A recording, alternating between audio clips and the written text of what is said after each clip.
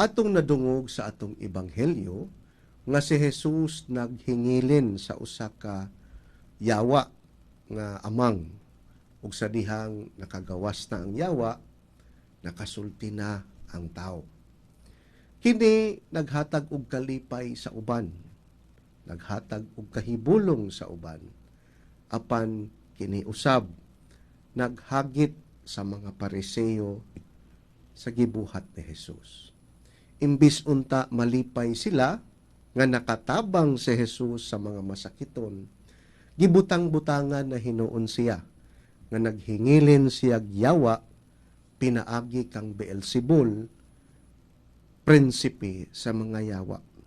Subo kaayong pamalandungon nga naghimo siyag maayo, apan gibutang-butangan noon siya og daotan. Siguro tungod kay nangahadlok ang iyang mga kritik, no, nga nisikat naman ni siya, tilapad na ang iyang popularidad, nahadlok sila nga mawad-an sila gahom og otoridad sa mga tao.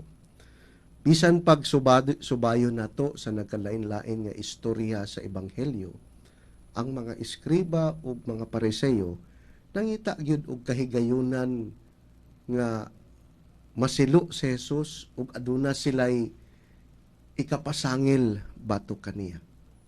Maurang gyud kini ang ilang tumong para mawad-an og pagsalig ang katawhan kang Kristo.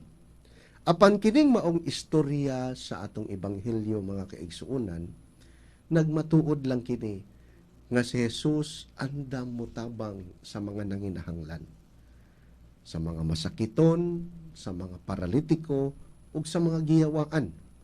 Wala siya gipili, basta nagkinahanglan sa iyang tabang. Kini usab naghagit kanato nga kung kita gani mutabang sa atong isig katawo, dili pud ta makalikay sa mga kritiko. Bisan pag-unsa ka maayo ng atong tumong ug tinguha, bisan pag-unsa ka nindot ng atong mga plano, aduna gayoy mga tawo nga mangitag apan sa atong binuhatan. Kung makahibagat man gani kita og mga tawo nga ingon ini, dili ta magpaapekto kanila.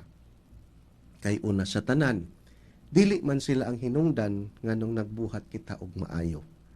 Ang atong kaayuhan nga gibuhat, mauman kini ang atong pamaagi sa pagserbisyo sa Ginoo ug sa pagserbisyo sa katawhan sa Dios. Hinuon, madasig pa kita pagtabang kay kita igrasyahan man sa Dios. Amen.